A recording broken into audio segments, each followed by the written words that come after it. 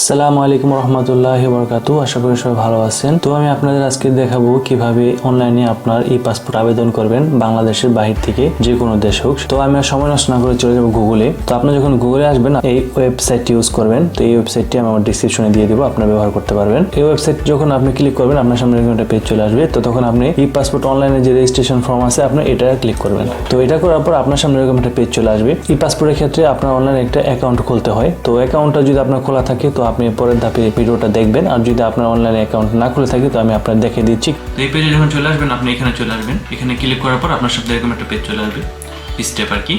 তো প্রথম স্টেপে আপনাকে এখানে জিজ্ঞাসা করবে আপনি কি বাংলাদেশ থেকে করবেন নাকি অন্য দেশ থেকে। আমি যদি দেশের বাইরে থেকে করবো তো দিব নো।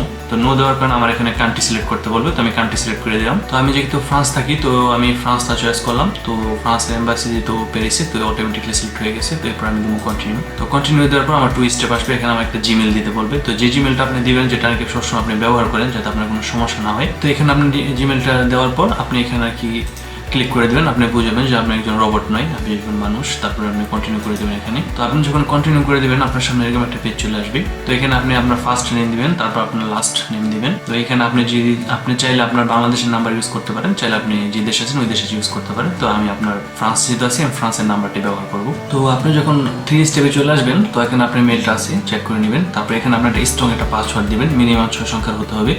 তো আপনি এখানে বড় হাতে ছোট হাতে মিলে পারলে একটা স্টার বা হ্যাশ যোগ করে দিবেন। তবে এটা অবশ্যই আপনি মনে রাখতে হবে কারণ এই পাসওয়ার্ডটা কিন্তু আমার একটা গুরুত্বপূর্ণ পাসওয়ার্ড। তো এটা আমি ইচ্ছে করে হাইড করে রাখছি যেহেতু ব্যক্তিগত পার্সোনাল।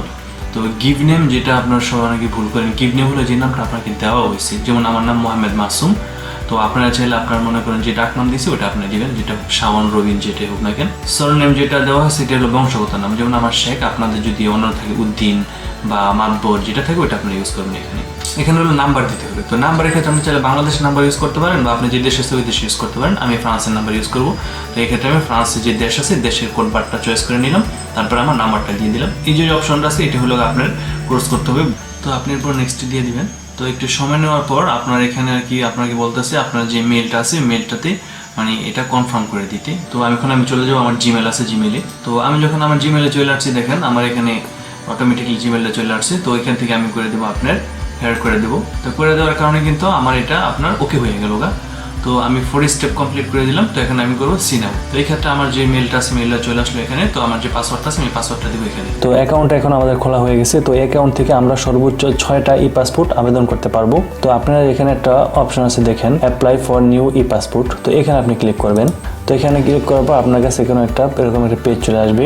তো এই পেজের মধ্যে আপনার বলা আছে যে আপনি কি অফিসিয়াল পাসপোর্ট করবেন। আপনি যদি গভর্নমেন্ট কোনো জব করেন তাহলে আপনি পিছনে নিচে যেটা সেটা চয়েস করে নেবেন। আর যদি আপনার নর্মাল পাসপোর্ট করেন তাহলে উপরে, যেটা নাকি আমরা সাধারণ আনপাবলিক। তো আমি নর্মাল করে দিয়ে দিব সেভ অ্যান্ড কন্টিনিউ। তো এরপরে ধাপে আসবে আপনার পার্সোনাল ইনফরমেশন। যদি আপনার নিজের জন্য এই পাসপোর্টে অ্যাপ্লাই করেন তাহলে পুরো চিহ্নটা ওকে করে দিবেন। তাহলে আপনি একটু আগে যে অ্যাকাউন্ট খুলছেন ওই অ্যাকাউন্ট থেকে আপনার অটোমেটিক ইনফরমেশনগুলো এখানে চলে আসবে। আর যদি আপনার নিজের জন্য না করেন তাহলে এটা ক্রস করবেন না। তো এটা এইভাবে রেখে দিবেন এবং আপনি এখানে মেয়ে বা ছেলে যেটা আছে যার জন্য আবেদন করবেন এটা চয়েস করে দিবেন। আপনি এখানে কিছু পূরণ করতে হবে না, কিন্তু এখানে আপনার গিভ নেম মানে আপনার যে ডাক নাম আছে এটা দিবেন। আর সারনেম হলো আপনার যে বংশগত নাম আছে এখানে এটা দিবেন। এরপর আপনি এখানে সিলেক্ট করবেন আপনার প্রফেশনাল। আমি আনাদার ইউজ করছি, আপনার যেটা প্রফেশনাল আছে ওটা দিবেন। তো এখানে আপনি সিলেক্ট করে দিবেন আপনার রিলিজিয়ন্স। এখানে আপনি কান্ট্রি কোড সিলেক্ট করে দিবেন। তো আপনি চাইলে বাংলাদেশের নাম্বার ইউজ করতে পারেন। তো আপনি যে দেশের নাম্বার ইউজ করবেন ওই দেশের কান্ট্রি কোডটা ইউজ করবেন। আমি যেহেতু ফ্রান্স থাকি আমি ফ্রান্সের কান্ট্রি কোড ইউজ করব এবং আমি ফ্রান্সের নাম্বারটা ইউজ করব। যদি আপনার জন্ম বাংলাদেশে হয়ে থাকে তাহলে আপনি শুধুমাত্র বাংলাদেশের বার্থ সার্টিফিকেট ইউজ করবেন। আর যদি অন্য দেশে হয়ে থাকে তো অন্য দেশের বার্থ সার্টিফিকেট ইউজ করতে পারবেন এখানে চাইলে। তো এখানে আপনি সিলেক্ট করবেন আপনার যেখানে জন্মগ্রহণ করছেন যে ডিস্ট্রিক্ট ওই ডিস্ট্রিক্টটা, এখানে আপনার যে জন্ম তারিখ আছে ওটা দিয়ে দিবেন। এখানে হলো আপনার সিটিজেনশিপ ইনফরমেশন। তো আমি যেটা প্রথমটা আছে আমরা যেহেতু বাঙালি আমরা প্রথমটাই দিয়ে দিব। যখন আপনার পার্সোনাল ইনফরমেশন পূরণ করা হয়ে যাবে এই পৃষ্ঠাটা তো তারপর আপনি সেভ অ্যান্ড কন্টিনিউ করবেন। তো এখানে আপনার যে অ্যাড্রেস আছে এখানে আপনার অ্যাড্রেসগুলো দিবেন। তো ফার্স্ট অবস্থায় যে তাপটা আছে এখানে আপনি বাংলাদেশে যেখানে বাস করেন আপনার যে ঠিকানা ওই অ্যাড্রেসটা এখানে দিবেন। আর সেকেন্ড যেটা আছে হলো আপনার প্রেজেন্ট অ্যাড্রেস। আপনি বাংলাদেশের বাইরে যেই জায়গায় আছেন ওই জায়গার অ্যাড্রেসটা আপনি এখানে ব্যবহার করতে হইব। আমি যেহেতু ফ্রান্স আছি তো আমি ফ্রান্স অ্যাড্রেস ব্যবহার করবো। এখানে কিন্তু আপনি ভুল করবেন না। যদি ভুল করেন আপনার পাসপোর্টটা কিন্তু ওইখানে চলে যাবো, তাহলে কিন্তু আপনি যেই দেশে আছেন ওই দেশে থেকে পাসপোর্টটা আপনি পাইবেন না, আপনার অনেক জটিলতা ভোগ করতে হইব। তো যখন আপনি অ্যাড্রেসের বগলে আসবেন অ্যাড্রেসে সর্বপ্রথম আপনি যে ডিস্ট্রিক্ট ওই ডিস্ট্রিক্টে দিবেন, তারপর আপনার গ্রাম দিবেন। তারপর আপনার যদি ওখানে কোনো নম্বর থাকে ওই নম্বরটা ইউজ করতে পারেন। তারপর আপনি এখানে সিলেক্ট করবেন আপনার পোস্ট অফিস সিলেক্ট করলে আপনার অটোমেটিক অটোমেটিক্যালি পোস্ট কোড চলে আসবে, আপনার এখানে দেওয়া লাগবে না। তো এখানে আপনি চয়েস করে দিবেন পুলিশ স্টেশন। তো এখানে যখন আসবেন তখন আপনি এখান থেকে চয়েস করবেন বাংলাদেশের বাইরে যেখানে থাকেন ওই জায়গা। তো এখানে আপনি সিলেক্ট করে দিবেন একই আপনার ডিস্ট্রিক্ট, যে ডিস্ট্রিক্ট আপনি আছেন ওই দেশের। তো এখানে আপনি ওই গ্রামের নামটা যোগ করে দিবেন, আপনি বাংলাদেশের বাইরে যেখানে আছেন ওই গ্রামের নামটা। এখানে আপনি কোড নাম্বার দিতে পারেন, এটা অপশনাল। তো বাকি আপনার যেগুলো আছে এগুলো আপনার পূরণ করতে হবে না। তো আপনার যখন সম্পূর্ণ অ্যাড্রেসটা পূরণ হয়ে যাব তো আপনি এখানে করে দেবেন সেভ এন্ড কন্টিনিউ। আপনার যদি এমআরপি পাসপোর্ট থাকে তো আপনি এটা চয়েস করে দিবেন। আপনার যদি ই পাসপোর্ট থাকে আপনি এখানে এটা চয়েস করে দিবেন। আপনার যদি কোনো পাসপোর্ট না থাকে তো আপনি এটা চয়েস করে দিবেন। তো আমার যেহেতু এমআরপি পাসপোর্ট আগে ছিল তো আমি এমআরপি পাসপোর্টটা চয়েস করে দিই। আর এইখানে হলো আপনার ন্যাশনালিটি যে নাম্বার আছে ওটা ইউজ করতে পারেন, চাইলে আপনার বার্থ সার্টিফিকেট নাম্বার ইউজ করতে পারেন। তবে এখানে একটা গুরুত্বপূর্ণ কথা বলে রাখি, তো এই পাসপোর্ট আবেদনের ক্ষেত্রে কিন্তু আপনার যদি এনআইডি কার্ড না থাকে আপনার কিন্তু বার্থ সার্টিফিকেটটা অনলাইনে ইংলিশে থাকতে হবে। তো এটা আপনি ভেরিফাই করার জন্য আপনার সর্বপ্রথম চলে আসবেন গুগলে। তো গুগলে আসার পর এই ওয়েবসাইটটা ইউজ করবেন, আমি ওয়েবসাইটটা ওর ডেসক্রিপশনে দিয়ে দিব।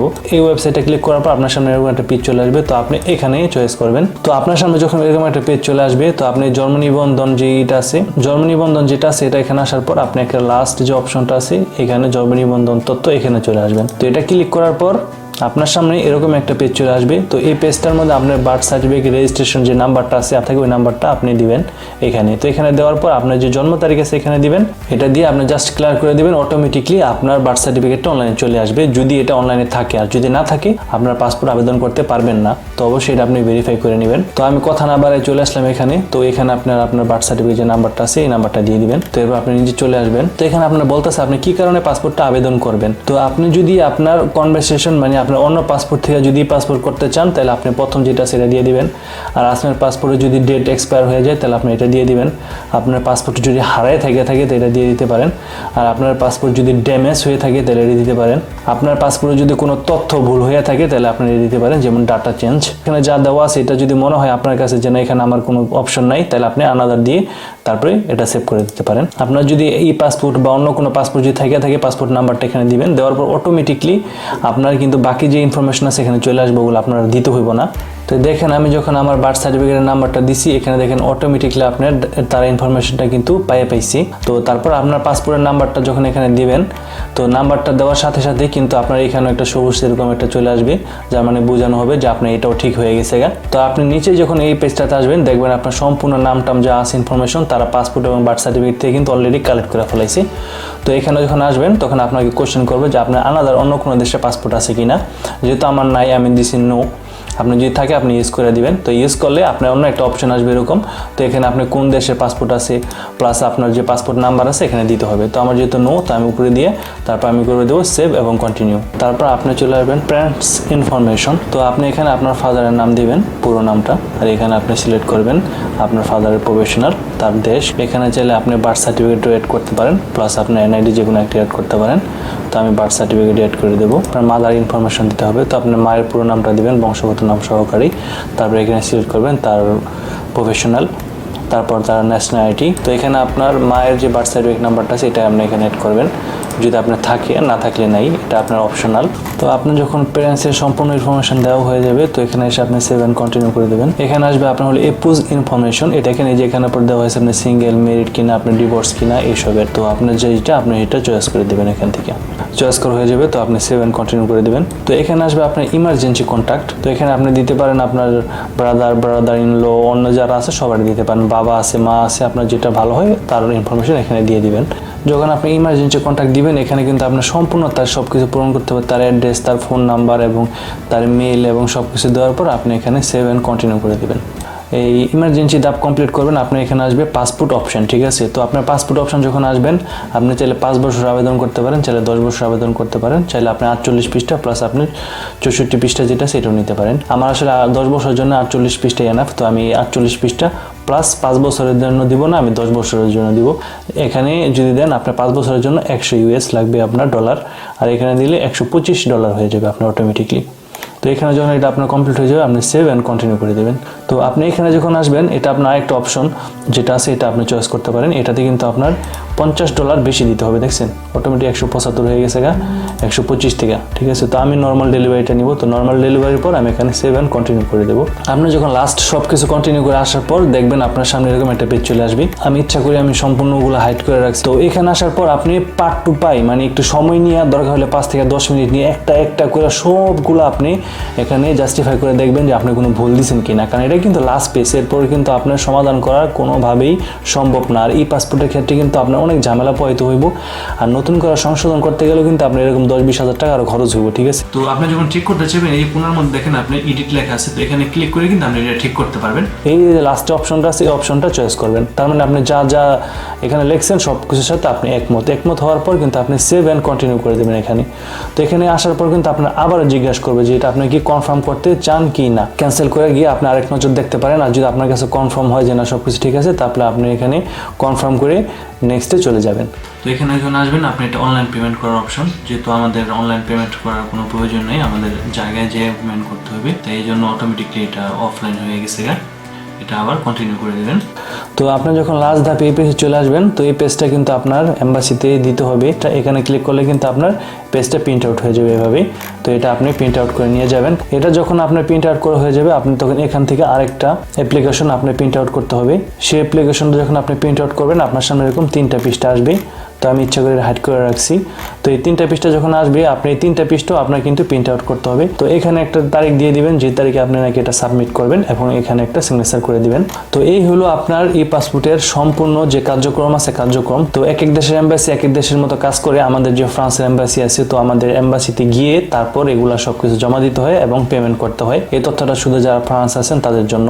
ই পাসপোর্টের আবেদনের যে বিস্তারিত আছে এগুলা বলা হয়েছে। তো এটা হলো তার প্রথম পৃষ্ঠা। এখানে আপনার বিস্তারিত বলে দেওয়া হয়েছে আপনার কিভাবে আপনার অ্যাপয়েন্টমেন্ট নেবেন, রন্ধেবু নেবেন, এবং আপনি কোথায় আবেদন করবেন। এটা হলো গেছে ওয়েবসাইটটা, এখানে আবেদন করবেন। এখন আপনার কি ওখানে নিয়ে যেতে হইব। সেকেন্ড স্টেপ আপনার পরের পৃষ্ঠে, এটা আপনার পরের পৃষ্ঠে বিস্তারিত সবকিছু বলা আছে। আপনি অবশ্যই এটা সুন্দর মতো পড়ার চেষ্টা করবেন একটু সময় নিয়ে। তো এই পাসপোর্টটা যখন আপনি অনলাইন আবেদন করা হয়ে যাবে, আপনি কিন্তু সময় নষ্ট না করে সাথে সাথে আপনার বাংলাদেশ এম্বাসিতে একটা ইমেল পাঠিয়ে দিবেন। আপনার যে পাসপোর্টের ছবি আছে এটা আপনার ছবিটা পাঠিয়ে দিবেন, প্লাস আপনার যে পাসপোর্ট নাম্বার আছে এটা দিয়ে দিবেন। তো এগুলা দিয়ে দিলে কিন্তু আপনার যখন তাদের সময় হবে তখন কিন্তু তারা আপনার একটা রন্ধেবু দিয়ে দিবে। যদিও এখনো মোটামুটি অনেকটা সময় নেই, তারা অনেক সময় 3 সপ্তাহ 4 সপ্তাহ সময় নেই। তো একটা বিষয় অবশ্যই আপনি খেয়াল রাখবেন, আপনার যখন মেলটা পাঠাবেন সাথে সাথে কিন্তু আপনাকে রোবট একটা ফিরতি মেল পাঠিয়ে দিবে। ওই মেলটা যদি দেয় তার মানে আপনার কনফার্ম আপনি একটা ভালো অ্যাড্রেসই পাঠাইছেন আপনি মেলটা। যদি আপনি মনে করেন যে আপনি ফিরতি মেল পান নাই, তাহলে বুঝবেন হয়তো বা কোনো সমস্যা হয়েছে। তো আবার আপনি চেষ্টা করবেন মেলটা সংশোধন করে ভালোভাবে পাঠানোর জন্য, কনফার্ম হওয়ার জন্য যে আপনার মেলটা সুন্দর মতো বাংলাদেশ এম্বাসিতেই গেছে। তো আমার ভিডিওটা যদি আপনাদের বিন্দু পরিমাণ ভালো লেগে থাকে অবশ্যই লাইক করে দিবেন, আর কমেন্ট করে অবশ্যই আপনাদের যদি কোনো সমস্যা হয় সেটা আমাকে জানাবেন। আর আমি সবসময় আপনাদের নতুন তথ্য দিয়ে থাকি। তো এই তথ্যগুলো আপনি পাওয়ার জন্য অবশ্যই আমার চ্যানেলটা সাবস্ক্রাইব করে রাখবেন। দেখা হবে আর অন্য কোনো ভিডিও নিয়ে। সবাই ভালো থাকবেন। আজকের মতো এখানে বিদায়। আল্লাহ হাফেজ।